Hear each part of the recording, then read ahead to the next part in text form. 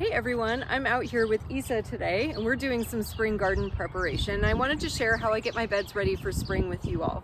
So the first thing I'm doing is taking out some of these old plants. Now some of them I'm actually letting to go to seed. As you can see behind me, I have some kale back here. I have some cauliflower. I have some other plants that I'm going to be collecting seeds from. So I've let them bloom. They've been in my high tunnel all winter and they're attracting pollinators right now. So I'm gonna leave those guys until they're ready to pull their seeds and collect those from so I can use them in my garden next year. The next thing I'm gonna be doing is removing these white hoops behind me. These were used for frost protection in my high tunnel over the winter. So these guys can go and I'll put them into storage till next year. After that, I'm on year 6 of my garden beds, so a lot of the organic matter in my beds is starting to decrease.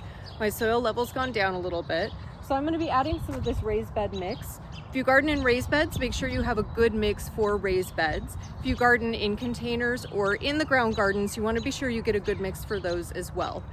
The next thing I'll do after I pull my plants and put this down is add some compost. I love mushroom compost and cotton burr, but it's totally up to you.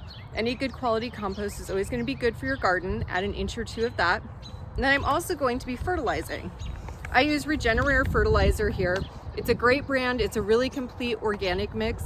I like using this because it contains a lot of macronutrients that are used in smaller amounts by your plants, as well as a lot of the macronutrients that are going to be your nitrogen, phosphorus, and potassium. It's also good to have your soil tested. If you've never had your soil tested before, you can get it done at your local extension center. It's not very expensive. Look up where to send it, look up how to get a good test. It's always worthwhile to test your soil every few years. That's going to help you pinpoint there's additional nutrients that you need in your garden.